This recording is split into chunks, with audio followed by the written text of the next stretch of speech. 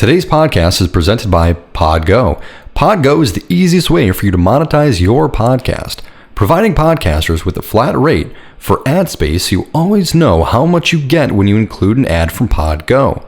Apply today to become a member and immediately be connected with advertisers that fit your audience. That's podgo.co at podgo.co. Again, that is podgo.co.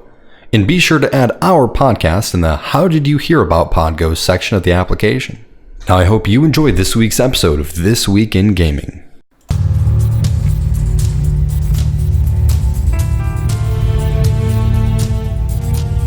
How do, beautiful lords and ladies of nerdom. Welcome to This Week in Gaming for December 27th, where we break down the latest and greatest in the gaming industry. Manny Roman with me as always, man with golden locks, Brandon May. Hey, it feels weird. I'm in a new setting finally for the show, not just a white background behind me. Oh, I can't get enough of how perfect your monitor with the wallpaper is. You like the standing upwards monitor too? I love it so much. Yeah. Placed perfectly, it draws the attention towards all the other things in the background too. Exactly. I can't carry a webcam that well, so I need the background stuff with me. So it feels good. Got some cool pops behind me and more pops and mini pops and then Mike Pop. That's my friend Mike Pop. How's it going, buddy? It's going good. Glad to be on. It's been such a long time since I've been on this one. Yeah, man. It's been a while, but we're glad to have you. And honestly, now that the show's all over, Discord, it makes things easier to have all you guys on. And joining us as well, our good friend, Mr. Cass Nims. Hello. Hi, friend. How's it going? Good, buddy. How are you? I'm doing good. And it's been a long time since I've been on here as well. I mean, that's true. You've gone through a few things since you've last been on this show. yeah. I mean, I stopped by for the Game of the Year awards, but TNC it was Live, only yes. momentarily. So yeah, TNC Live was a fun one. We gotta get to work on what we're doing next with TNC Live. We've been lacking in our TNC lives, but that's a issue for another time. We're here to talk games and news with you all. Mr. Kovac Adam was unable to attend this week, so we called in the cavalry, and both of these boys answered the call, so we're super happy to have them both on. Before we jump into the news, as always, we got some housekeeping for you. First thing, we talked about it last week on the show, our next Spreadshirt sale coming in with the new year. So from January 1st to January 3rd, 21% off your order. Ooh. Easy peasy. Just at checkout, it says redeem your coupon, and you literally just click redeem. Does it for you. Easy. 21% off your order. Outside of that, we still have 2 Twitch giveaways going on.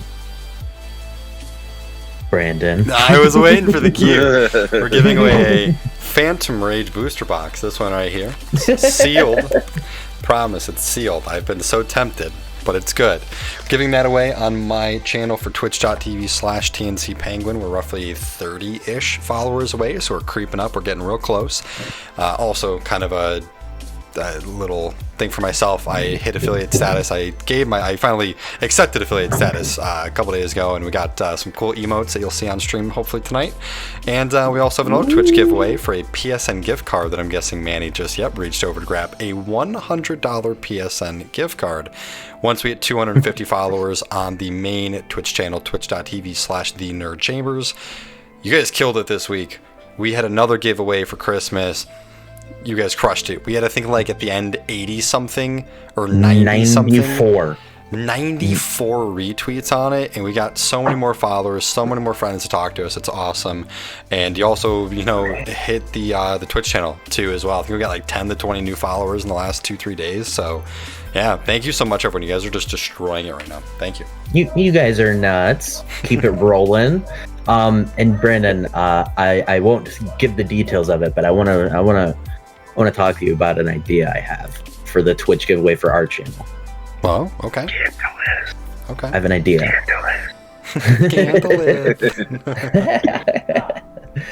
All right, so we're gonna dive into what's been going on this week in gaming. Kick things off.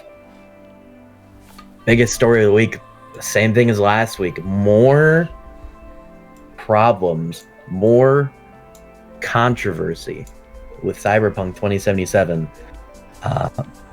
The game continues to see the backlash from its launch that included completely unoptimized versions of the game for PS4 and Xbox One.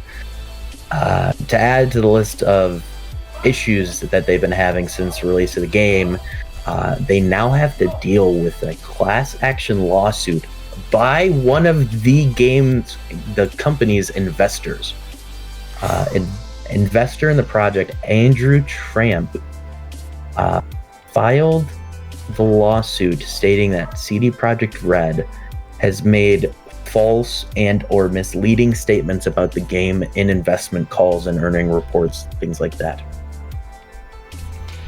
Oh, it's insane what this game's going through. It's hard. It's too early to tell, kind of. We talked about the other day in our group if it's a flop or if this game can still be successful. It definitely still can be successful. It's been out for 3 weeks-ish, a little less than 3 weeks now. A lot of people are having issues with it from just the game not being maybe enjoyable as what they were thinking of, but mainly a lot of it is the last gen's compatibility with the game, which, of course, that's why it got pushed back again for an almost full month when it was supposed to come out in November, and now this is going on as well. I mean, I'll be honest, I've watched a lot of gameplay myself. The game looks pretty cool on, PC, next-gen consoles looks fine. I personally got a refund for it. Shout out to Steam, thank you so much, appreciate it. It's just not my cup of tea, but that's just me being me. I don't like single-player games. I'm shocked this game is getting as much hate as it is when it's on next-gen stuff. Yeah, I'm kind of in the same boat. Like, I actually want to believe like it's going to be a good game, but it's just like letting me down. Like, I personally haven't played it, but what I've seen, what I've read, it's just constant, downhill problems. So here's what I will say. For you, since you don't have a PS5 yet, don't get it yet. I would say wait until they're supposed to have a major patch coming in January that's supposed to really fix optimization for last-gen systems, and see where it's at then. If you get a PS5, it plays perfectly fine on a PS5. You just have to deal with crashing, which their last big update fixed a lot of the crashing. But the game itself... I do plan on getting a PlayStation 5. I told myself I'm not going to get it for PlayStation 4 just because, I want to save that experience for, the beauty that is next gen. So I don't really necessarily have to worry about all that. Smart call. 100%. The two things that really stand out to me, the 2 points that I want to make, like, one, the optimization obviously isn't where it wants to be, but do you think that it's going to be like a No Man's Sky situation where it's not going to be playable on last-gen consoles for another year or two to be where they said it would? So, I think the difference between the two is No Man's Sky just didn't have the features, whereas Cyberpunk just doesn't have the functionality. Like, it hardly functions on older systems. So I think it's a little bit different because No Man's Sky, you just had to give it time to develop and get the features that they wanted in the game from the start in there. For CD Projekt Red, it's just getting things fixed at this point. And in recent weeks, the developers come out and said that there was stuff that they they had to cut from the game just to make launch when they did, and even then the game wasn't really ready, which is tough. But going back to Mike, the game itself, I just finished it 2 days ago actually. The game itself is fantastic. I really enjoyed it. I put like 42 hours into it, and I loved it. It's, the first game in a while that I was actually sucked into the game world, and not a lot of games have done that lately for me. So it's definitely worth playing, either after the post major patch or when you get a PS5. Right, and so like I heard that Cyberpunk in its entirety takes like I don't know, X amount of hours, like however long it takes to complete it. So did you just like beeline story mode or something, or did you mess around as well? So what's cool with Cyberpunk is that you can actually complete the story in 20 to 30 hours. But the way the story plays out, it can change based on how much you invest in other things in the game, like other side storylines and things like that. So I actually did a fair amount of side quests in the game before I went and finished the story. And there's like kind of smaller like jobs that are just kind of one-shot jobs they're called gigs, and there's tons of those, and you level up your street cred in the game, and the higher level your street cred is, the more gigs become available. And I maxed out my street cred. I didn't do all of the gigs. I after a while I just kind of let them be. But the storyline itself ended up being surprisingly short, but I see why it is the way it is, because it really is like, you can go complete the story, but you're gonna struggle if you don't do other things and invest more in the world. So in that sense, I actually thought it was kind of cool the way they set that up. Because I like just going through it, I can see like, oh, like this is kind of, you can kind of see that might be like things missing because of storylines that never finished and things like that. But yeah, it's if you did most of or went through probably all the side storylines, you could probably get a good 60 hours out of it, 60 hours, 55 to 60 hours. Yeah. Nice. So the one question that I wanted to ask you about the game, because I haven't played it either, I watched maybe about 5 hours of gameplay, and but there was one review that I read that kind of stuck out to me, right? And I forget where it was from, so it's sad that I can't cite it exactly, but it pretty much said that they were expecting Cyberpunk to be a look into next-gen gaming, right? Like the future. A look into the future of gaming. And it said that it was pretty much just a summary of the last 10 years of gaming. Like it had the similar, like the driving from GTA, the shooting from Call of Duty, like it cited every piece of the game and what game it pretty much took it from. You know what I'm saying?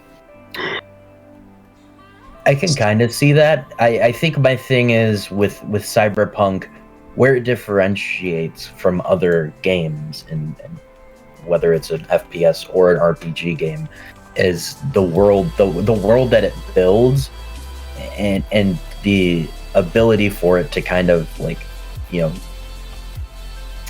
what's the word I'm looking for? Immerse you in that world. I think that's kind of where you'll see things, pick up with next gen games, as long as studios take the time to make those games that way. In terms of gameplay mechanics, honestly, I would equate the shooting to a lot more like Fallout than Call of Duty. It's kind of like, it's weirdly twitchy first-person shooting, like a Fallout. They do have like the sliding mechanics and things like that, and the movement does feel more like an FPS game. But I don't think Cyberpunk was ever meant to be groundbreaking in terms of the gameplay mechanics. It was the world, not even the size of the world, because the world isn't, enormous. It was more about the depth of it and how much is in there, Right. and how dense the city is and everything. So it's disappointing because of all the issues. It didn't do it, but you can see, like, if you play the game and go through the experience of the game, you could see where all the pieces were for it to become that. It just never got to be finished. It never got to be a finished product. Yeah, because I noticed shares in CD Projekt Red are down about 38% Yes. at the time of this article, which was on the 24th. So I'd be curious to see if that went down or more. But do you think they have a leg to stand on when it comes to these lawsuits that they're receiving? So to get into the details of that, and we actually pulled the story from Tom's guide. It says the claim argues that the game was virtually unplayable on the current generation Xbox and PlayStation systems due to an enormous number of bugs, which led the company suffering reputational and pecuniary harm. I don't know what pecuniary means. If anybody's a spelling bee whiz, knows how to spell and the definition of every single word, please fill in that blank for me. That'd be great. Relating to or consisting of money. There you go. Oh, so it's all about the dollars and cents. Funny thing is, the game has sold over 13 million copies, even with refunds. A dollar bill. Y'all weren't hurting with money when this game came out. Nah, dude. No, they even, reports came out right away. They made a profit in one day with this game, and they're still gonna be having a profit with this game even after returns. And then it goes on to say the evidence for the claim is a series of quotes allegedly taken verbatim from developer announcements and investor calls. In one conference call in November, for example, the company is quoted as acknowledging the existence of bugs, but reportedly stated that we believe that the level will be as low as, I'm guessing that they just missed a word and it was supposed to be as possible to let gamers not see them. The suit also highlights that CD Projekt Red labeled the game as complete and playable back in January 2020 before pushing it back a number of times. So with that one, when I read that one, I'm like they did say that the game was finished and can be played, but that's kind of vague. You can't really use that for really a basis of a lawsuit, because it just leaves so much room for we said that, but that doesn't mean there wasn't issues. When. Yeah, I mean, because here, for example, a game like Back 4 Blood right now is ready to be played. However, it's not polished. It's not, completed. There's still things missing. Just because a game can physically be played doesn't, I think, hold a lot of ground for a lawsuit for what they said. Because, I mean, yeah, technically Cyberpunk was able to be played 2 years ago, 3 years ago, because they were testing and playing it. Now, maybe was the story done and the story was playable? Okay, maybe that's a little different, but that's not exactly like the whole meanings you can go to in a legality sense, for my knowledge. Yeah. So it goes on to say that they're I guess it's Rosen Law Firm is the one that's setting up this lawsuit for this guy, and they're trying to I guess recruit more investors into the lawsuit, because I guess that would, to a degree, strengthen their case if they have more people backing it. I would imagine. But yeah, tough couple weeks for Cyberpunk. Again, it is a great game, but there are lots of issues with it, and it's really disappointing. However, in a year where we saw, back in January, February, we were seeing World War III memes, and a global pandemic, stopped the world for the past 9 months and is still ongoing. And Cyberpunk breaking the internet, both for being great and a terrible experience all at the same time. Our next story is probably the most absurd thing that we've seen this year. KFC Gaming has unveiled the KF console, a VR-ready, Intel-powered PC capable of 4K ray tracing, 240 FPS gameplay, and it comes with a little chicken chamber to keep your chicken warm. Best feature ever. This is awesome. Man. I absolutely loved this. And the funny thing is, go ahead, sorry. No, I was gonna say I honestly did not know if it was real or not. Like I first thought, I'm like, okay, someone has Photoshop, a little bit too much time on their hands, whatever. And then I'm looking, I'm like, oh, this is legit.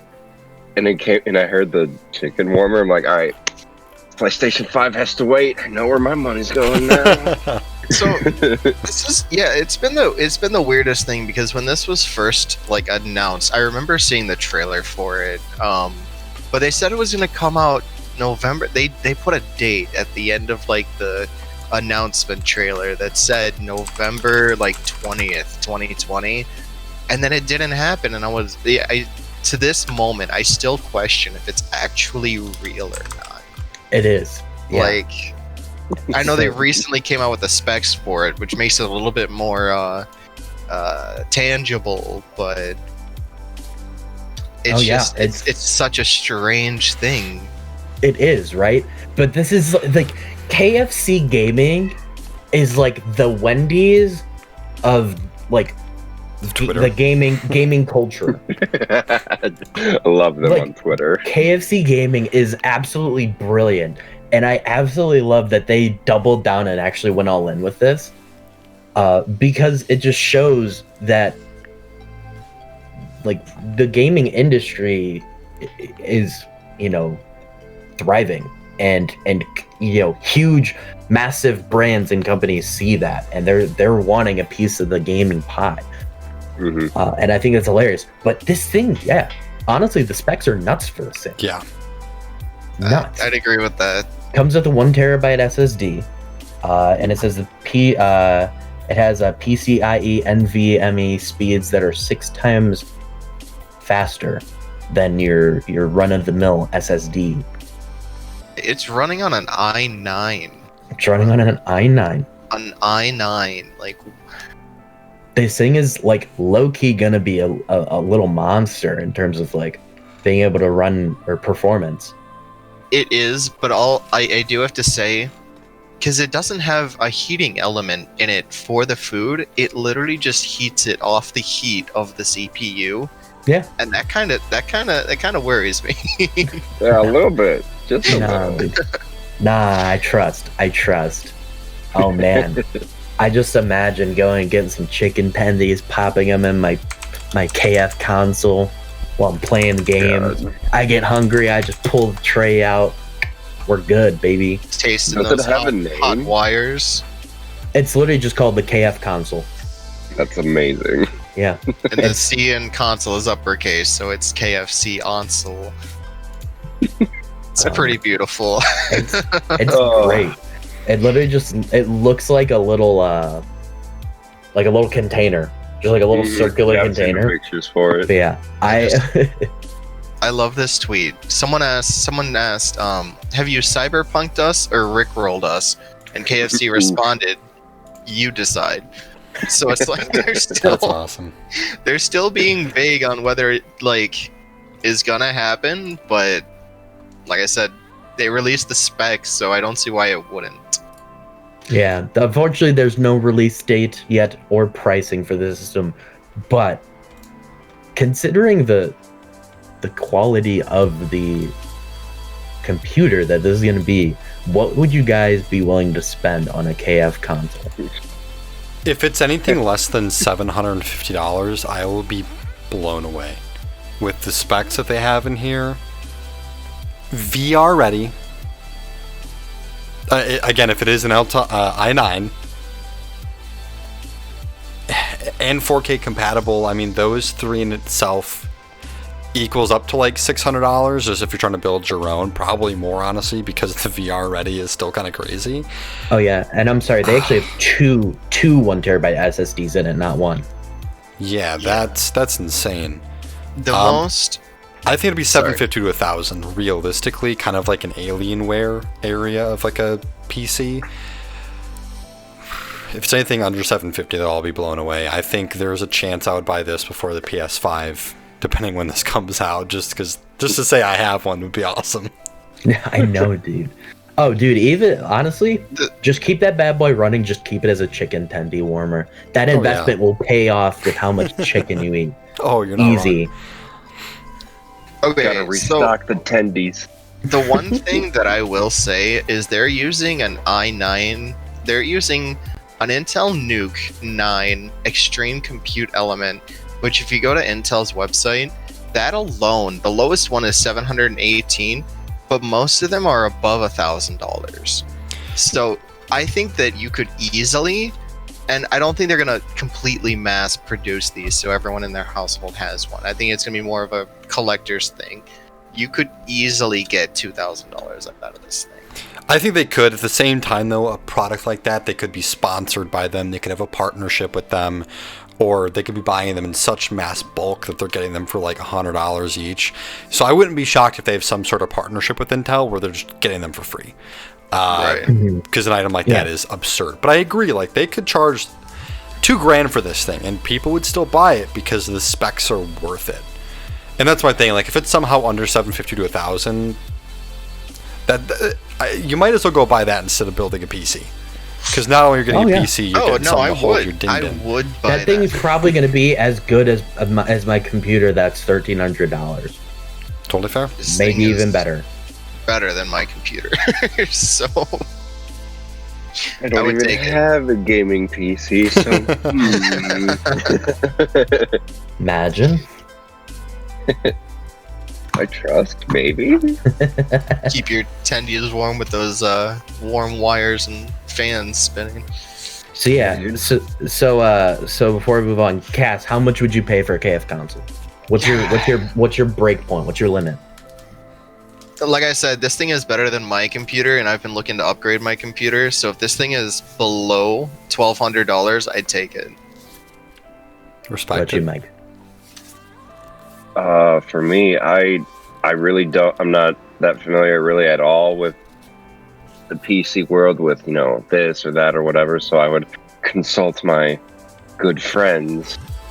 But from what you guys have been saying, probably maybe 1,200-1,300 starting. See where it goes from there.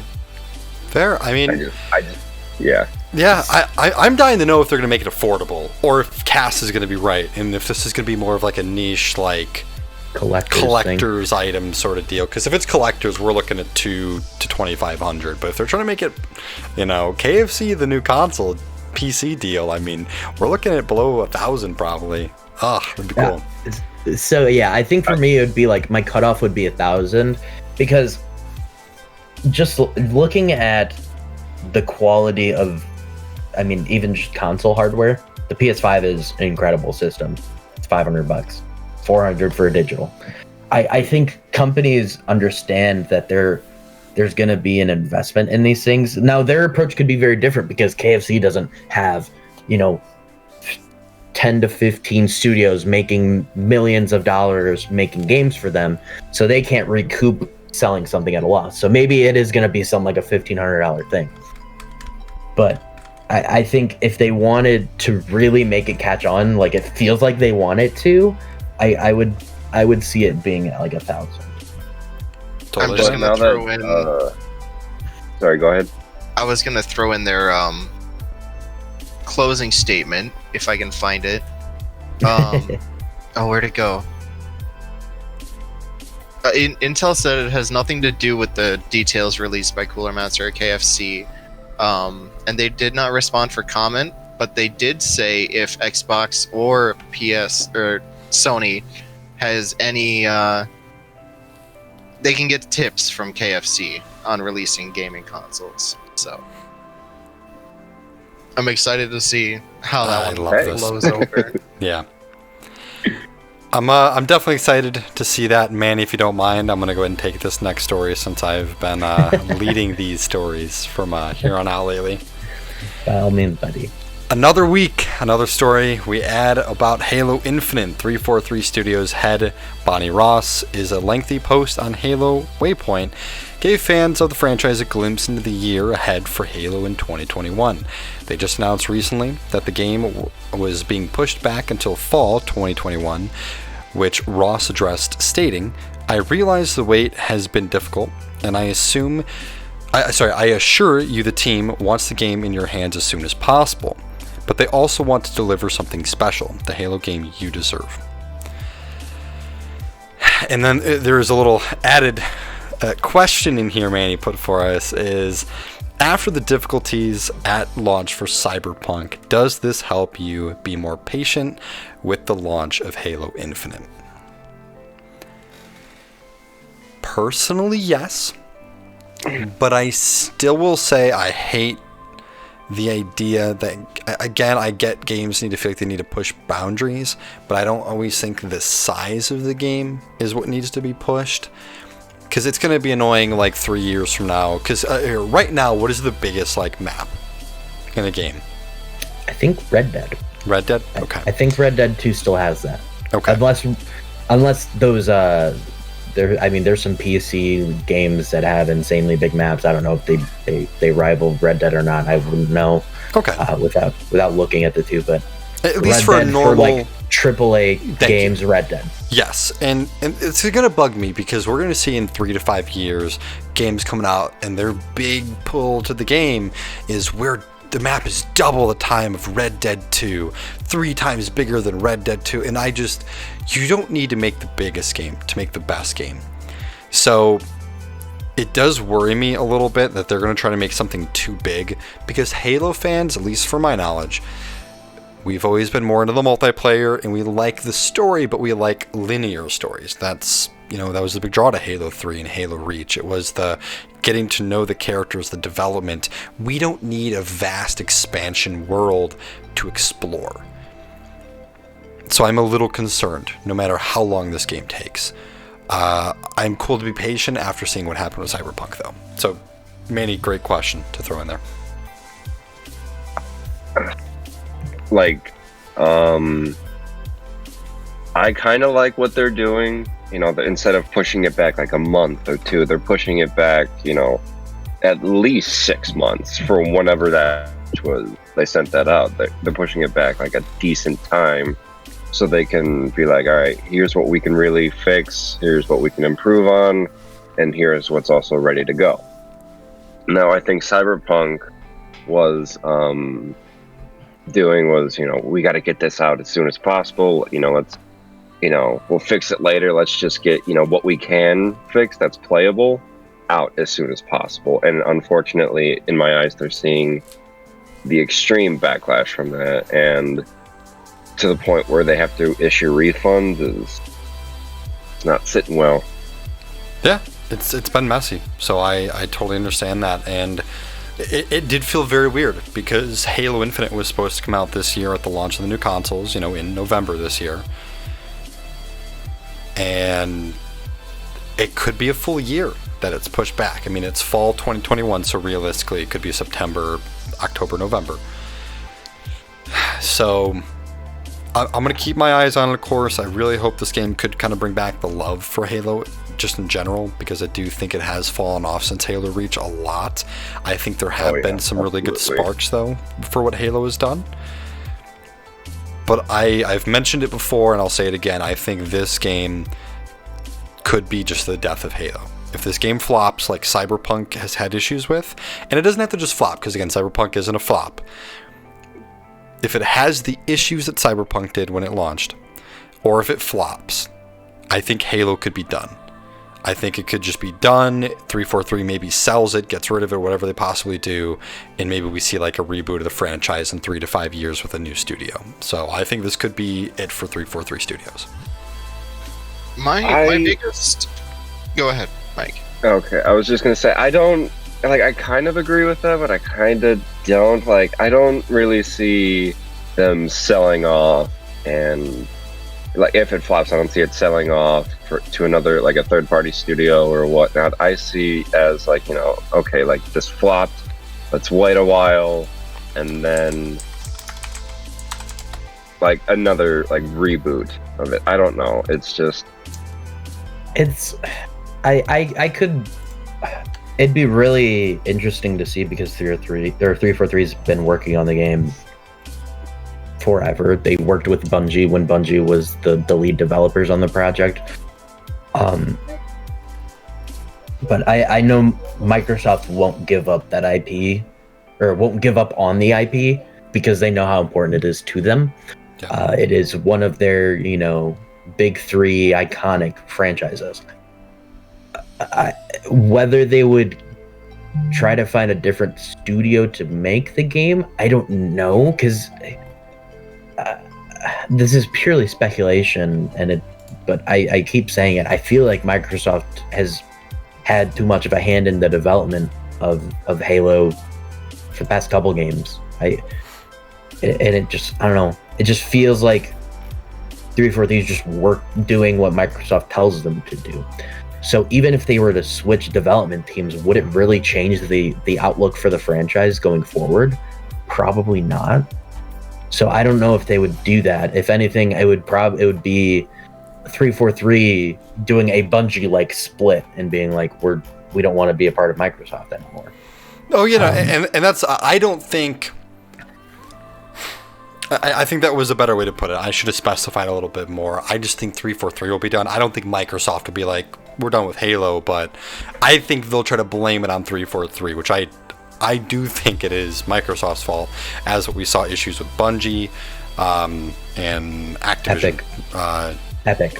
It was Epic with Gears of War. Epic Games. No. I was saying, oh my goodness, Destiny is what I was trying to get at. Well, Microsoft, Destiny wasn't a Microsoft. Oh, you're talking about Bungie with Activision. Yeah. Okay. So I 100% agree, Manny. I think that's a great point, actually, for what you were alluding to could happen instead. So no, I like that. All right, well, Manny, if you want to go and take it back, since I had my story. Local Halo man with the next story. So yeah, Phil Spencer, the head of Xbox, teased a potential addition to the Game Pass platform in a response to one gamer's tweet. We have it here for you. So at Bincy1138 tweeted at Xbox and Phil Spencer and said, have you considered a family plan for Game Pass, something similar to how Spotify or Apple Music charge more to have up to 5 members of the same household access the service? As someone with multiple consoles in the home, I'd gladly pay for this, thanks.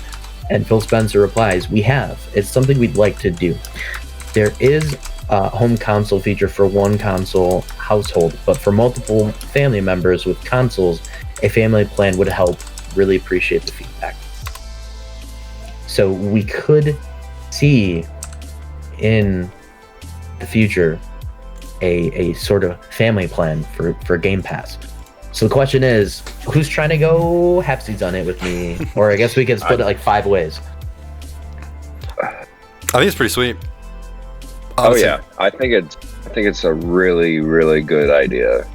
I really do, because you have like your family members or friends like, hey man, you want to get in on this raid or something?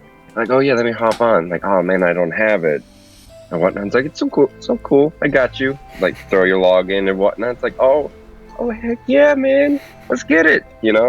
So I think this frees up a little bit of frustration, as Mike was kind of going on, because for the PlayStation, there's kind of a workaround for it, but it is kind of annoying where if you have a friend log into your PlayStation account and set their PlayStation as your primary home account, that's the word I was looking for. If you set your primary on their PlayStation and then you take their account info and set your PlayStation as their primary, you share games, right? But you can only do that, you can only set your primary on one PlayStation in order to share games.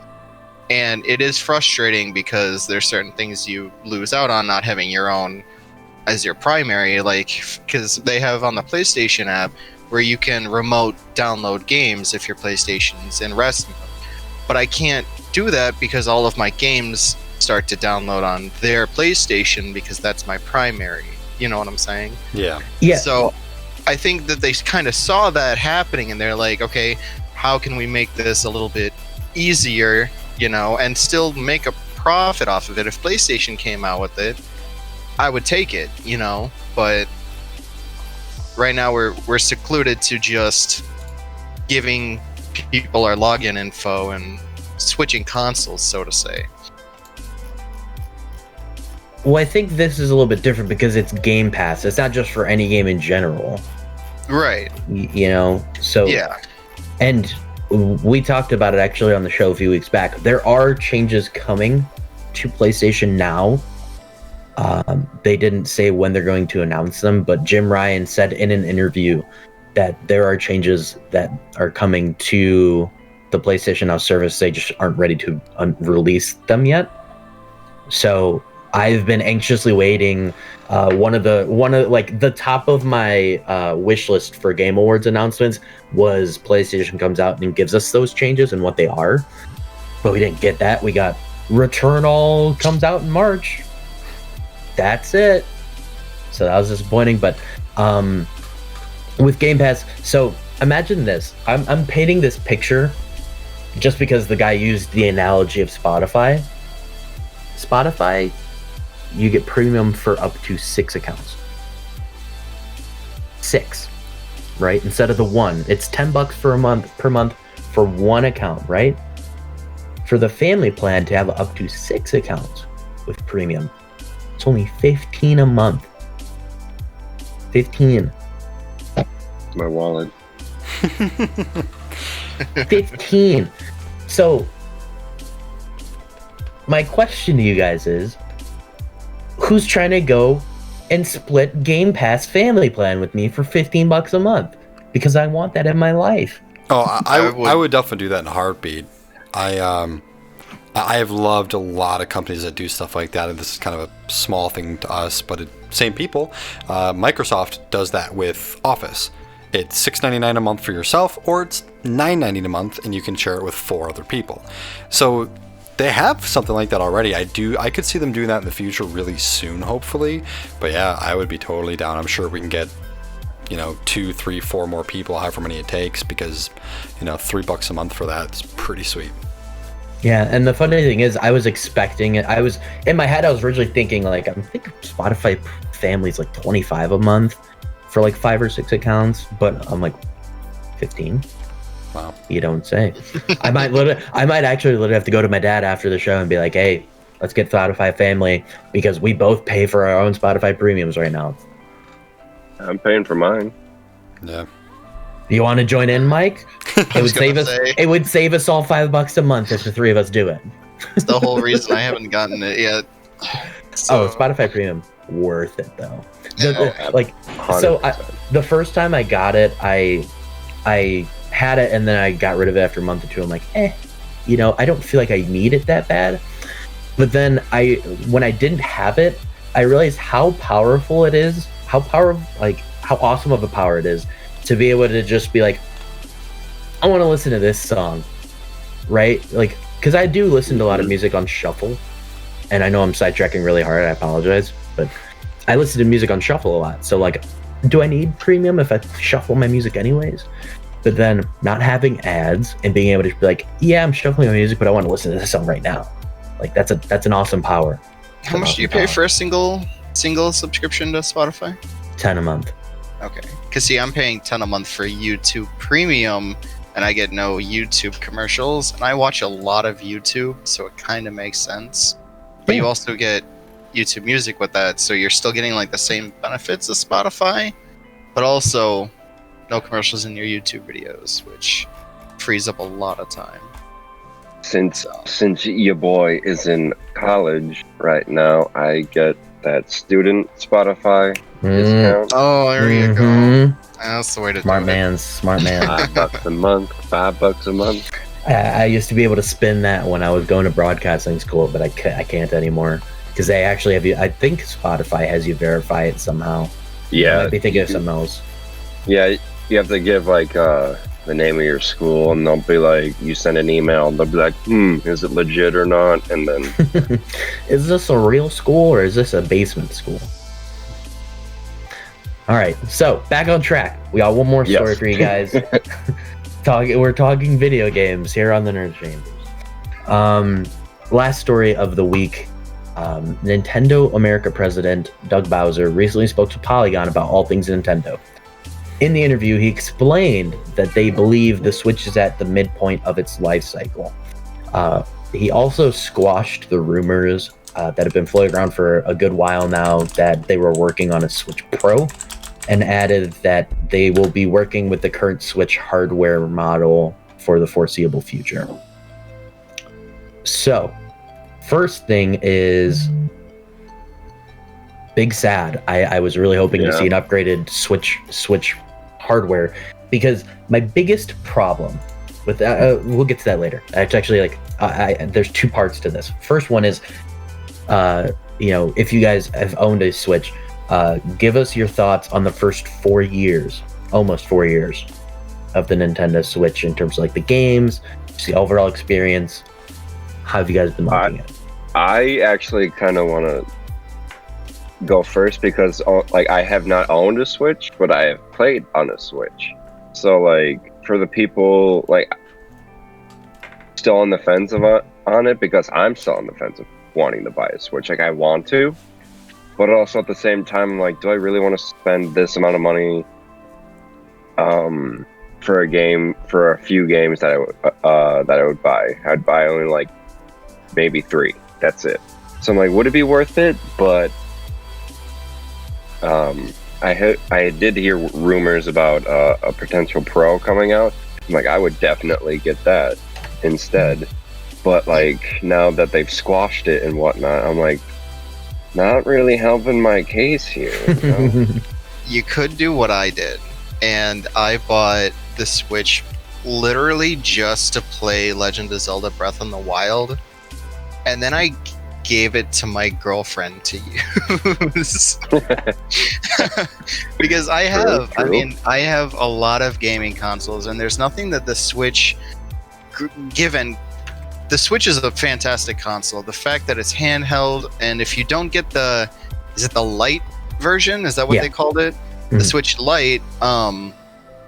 If you don't get that, and you get the normal base version, you can put it in your TV, and have some couch co-op games, and it's fantastic. So it is a fantastic console, but the games for it, there's only a few games that just play on the Switch. You got your Mario games and whatnot, but a lot of those are like more party games.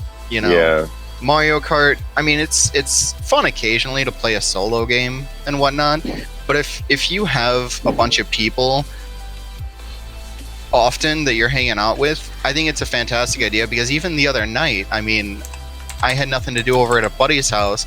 There were 3 of us, and we decided to play Smash, Mm-hmm. So like I feel like in a family setting it's great. As a solo person, there's only certain games like Animal Crossing and Legend of Zelda that you like need a Switch for, Yeah, okay. So I ended up doing that, and I borrow it occasionally for some of these newer games, so Mm-hmm. Yeah, hear me out. Do what I did. Buy a Switch Lite for $200. Buy 2 games with it for about $320, $350, and then just sell it for $350. I don't know how I flipped my Or Switch that. Lite in 2 games for $350, but I did it. You spent less than that. You made money. On a What serious 10-year-old did you rip off? eBay. Thank you, eBay. On a serious note, Switch is really cool. There's some really good exclusives. Honestly, I think the best exclusives out there. A lot of them are party games, as Cass did mention. If I had to have a console at this point, since I have gotten rid of my PS4 and my Switch, I would go Nintendo. And it does kind of suck that there isn't a Nintendo Pro coming out, because I was kind of going to keep my eye on it, because I would be tempted to get one, just because I like the Switch Lite. And the thing that did kind of kill it is not being able to plug it into a TV, because I'm not much of a handheld person. So I was waiting on a Switch Pro, but now I probably won't get a Switch until whatever the next console is for Nintendo. Which apparently won't be for at least 4 years. Possibly, yeah. Which is big sad to think.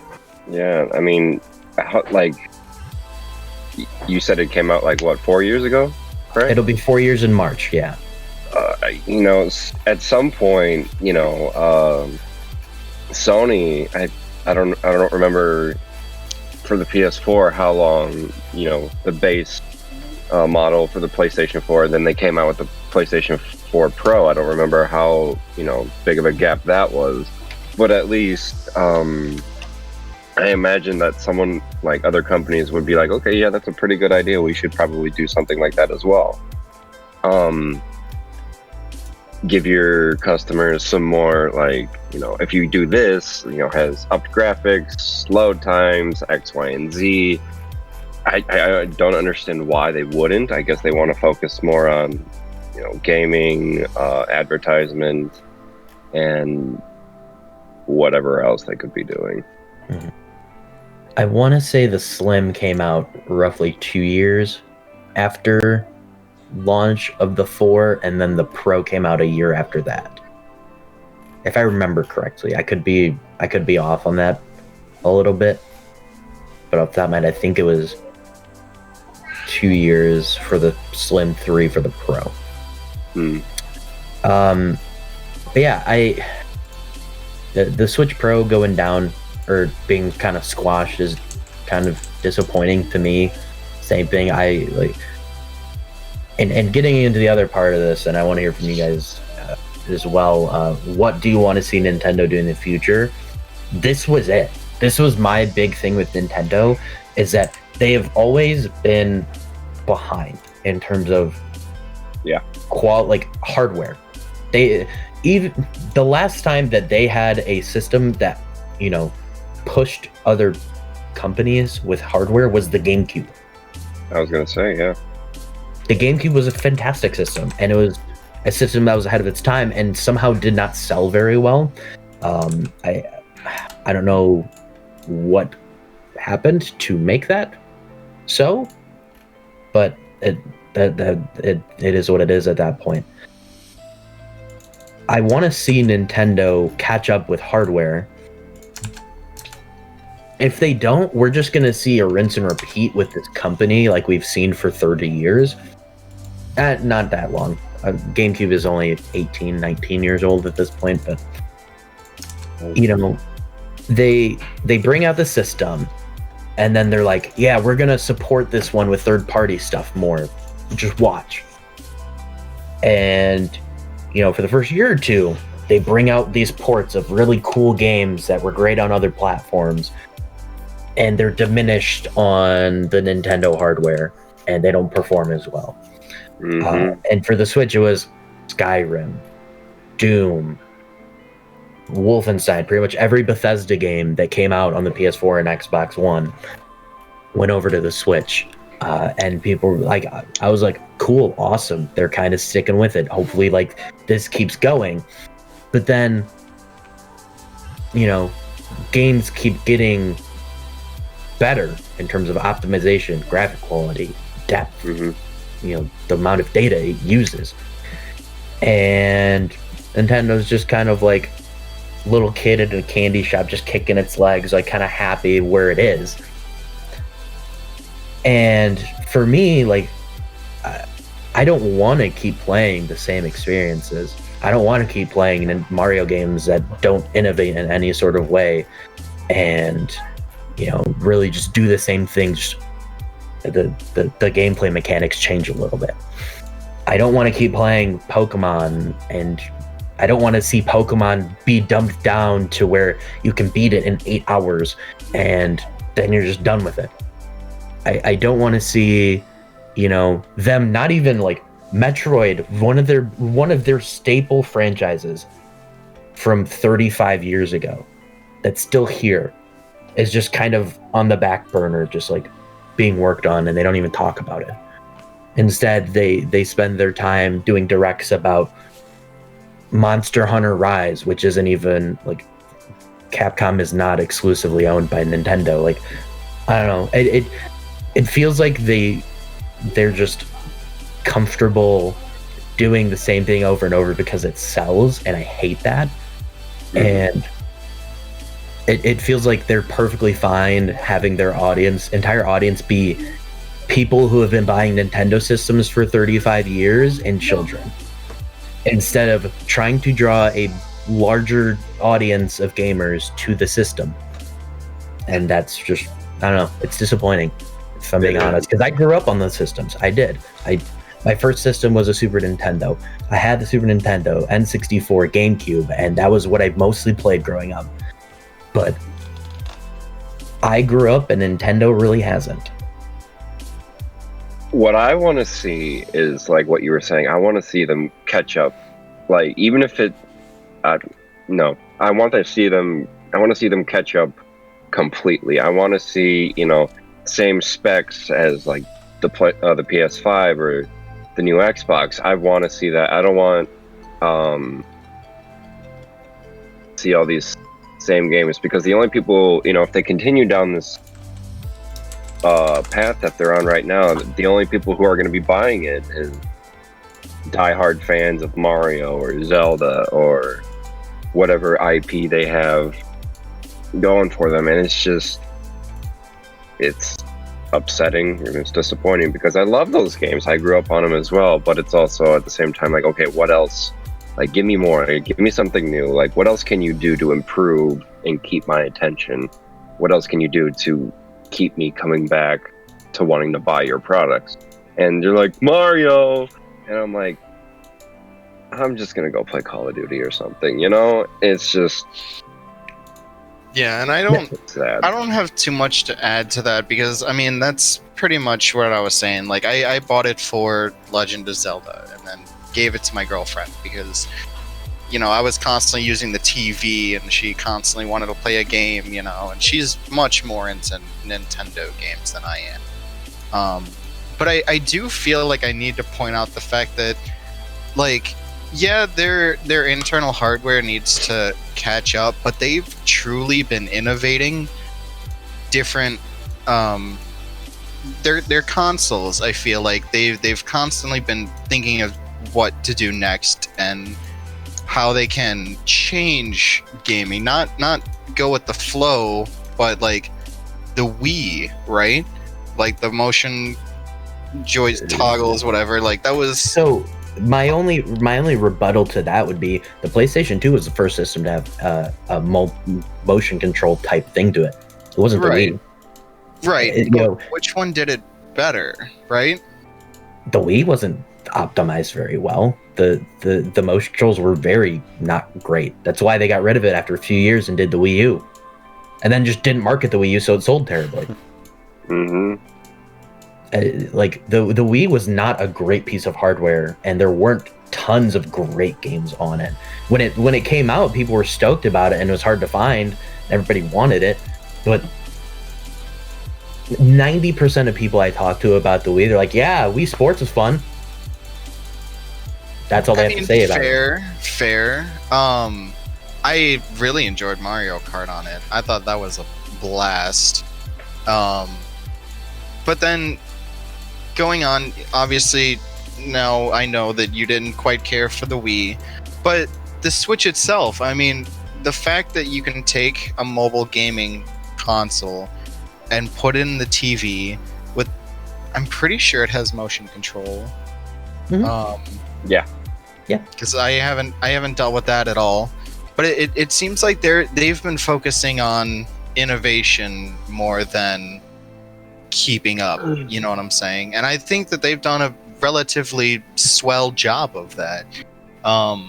So I'd like to see, obviously I think they're going to keep with the innovation. I think that they're going to go based off of the Switch, because that sold more than almost anything. I mean, there was a time, and I'm sure that's why Brandon was able to sell it, was there was a moment where it was impossible to find a Switch, you know? Like, everybody wanted one around the time that Animal Crossing came out, and it was literally just impossible to find.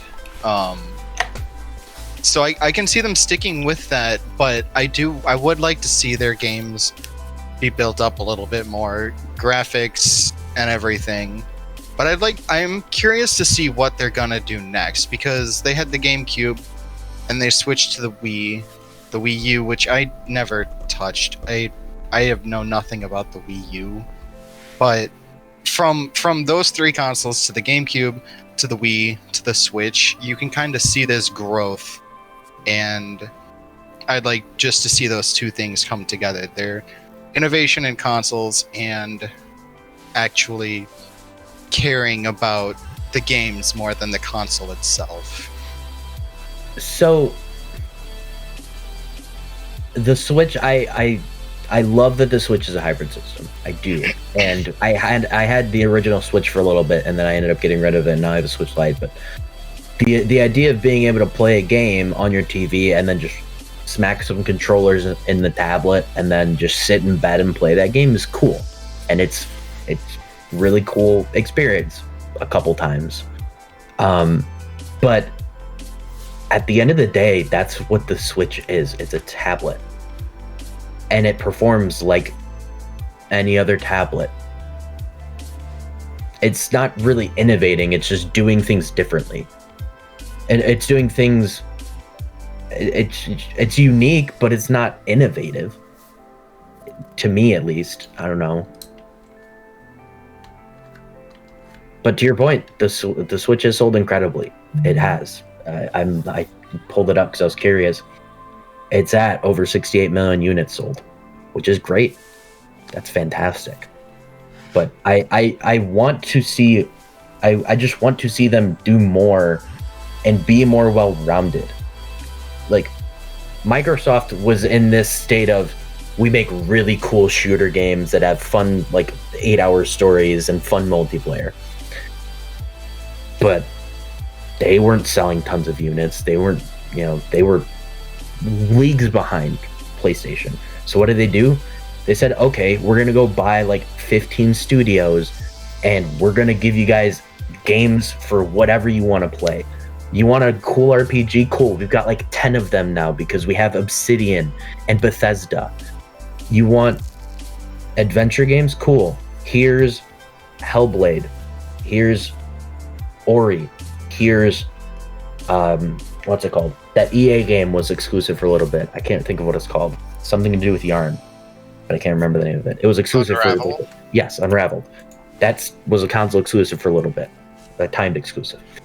So Microsoft went and made their platform a place for people that play all sorts of games. It gave everyone a place to play, or like a reason to play on an Xbox. Nintendo doesn't do that, and they haven't done that. And I want to see them, go out and get, even if it's still like a JRPG vibe, but go get studios in the West and make them, or like build your library of games to be outside of the rinse repeat franchises that you have, and bring more people to your system. That's all I want.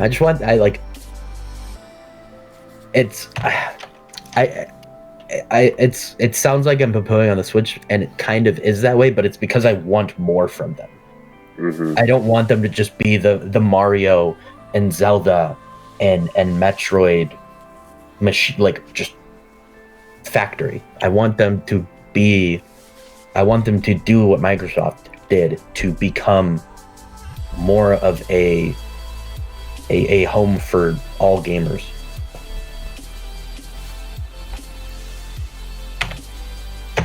Touching. Yeah, that's fair. I mean, I don't disagree. I mean, like I said, I bought it for Legend of Zelda and gave it away because I feel the same way, man. Brandon, how you doing over there, buddy? Doing well, man. Just letting you guys ramble on while I'm just checking our TikTok information for all the stuff we just posted. I'm just checking out the TikToks that we posted, Man bro. of business, man of business. Yeah, I'm just trying to see what our numbers are for right now with all the TikToks we posted. But Yeah, I'm sure he's following that up with watching a bunch of QTs on TikTok doing the TikTok dances. oh no, I'm literally just on our TikTok. What else Literally do just on ours. do on TikTok? But yeah, I'm proud of you, actually. Thanks. I expected less from you in the best way possible. Thanks, man. Thank you. But yeah, speaking of, if you're on the TikTok, if you got that cool app, go check out the Nerd Chambers. We posted 14 Pokemon videos over the last 24 hours. We'll have some Yu-Gi-Oh stuff up this week after we see what the highlights are tonight, if we get any good polls. And maybe we'll post some other cool stuff as well. So yeah, definitely check out the TikTok for the rest of the week. Hit the talk, bro. All right, but I think that's going to be it for the news and what's been going on this week in gaming. Before we take off, remember, Spreadshirt sale, January 1st to January 3rd, 21% off all of your orders. It's shop.spreadshirt.com/thenerdchambers. If you want to make it easier on yourself, just go to thenerdchambers.com. We have a nice big button that has the Spreadshirt little emblem on it. And it's like, hey, here's our merch site. All you gotta do is click on that little Spreadshirt logo and it takes you to our website. So you can check out all the cool things we have on there. Cool. Twitch follower giveaways. Twitch.tv/TNC Penguin. 100 follower giveaway for a Phantom Rage Yu-Gi-Oh! Booster box. He promises it's still sealed. I still don't know if I believe him. He says it every week. I see that shine. I'm going to trust. I think he's selling it I think he's reminding us every week because he's trying to make us believe it, even though it's not true. Oh yeah, I've totally opened it up, weighed every single pack in there. Just kidding. He knows it's worth giving away. Exactly. I'm gonna be so I mad hope when there's a so, Starlight in there and someone gets a $300 card from my box. I'll be so sad. No, they earned that box. It's not yours anymore. You guys did. 100 followers will be giving that box away. So yeah, definitely drop a follow. And then twitch.tv/thenerdchambers. 250 followers. You get $100 PlayStation Network gift card. Yeah. Might have to drop a follow myself because your boy needs some to renew the live pretty soon, actually. So Fair enough, my guy. Fair enough. Brandon, what we got going on this week? Yeah, as I mentioned, we got a lot of TikToks that are going to be going up. Yu-Gi-Oh! Pokemon, if you like that stuff, definitely go check it out. Be cool. Hey, follow TikTok. Post a lot of stuff on there. We do have Genesis Impact. We have so many packs. Seriously, so many packs. I bought 36 packs yesterday. Oh, also, even just that, I bought 2 booster boxes. We got a lot of stuff to open. We got like 80, 90 packs we'll be opening tonight on the stream. I know you can't watch it because it's coming out tomorrow, but check out the highlights on the YouTube probably on Thursday. We got some Pokemon streams coming. We're doing Randomizer, Nuzlocke, Emerald Pokemon. It's going to be fun. We'll see how it goes. I will try my darndest to do a highlight of the mashup of both Pokemon streams. I think that'd be a lot of fun, but a lot of work, but I'll try to do it. Also, Alex and I have been so darn excited. Mike, you already know about this. The bloopers episode, TNC Movie Nights bloopers, coming out January 1st. It's the best 15-16 minutes of YouTube you'll see all year, I promise. That is day one. I'm calling it day one of 2021. That's the best YouTube video of the year for any channel. Starting off strong. It's so much fun. It's a great video. Awesome. Well, that's everything we have for you guys. Thank you guys so much, as always, for tuning in, listening to This Week in Gaming. If you're listening on your favorite podcasting service, give us a follow, give us a subscribe. give us a, I think Apple Podcasts is really the only one that does reviews. Leave us a review if you're on Apple Podcasts. Let us know how we're doing, or just tweet at the Nerd Chambers, and you can yell at us on there. It'd be great. We'd appreciate you. So Yeah.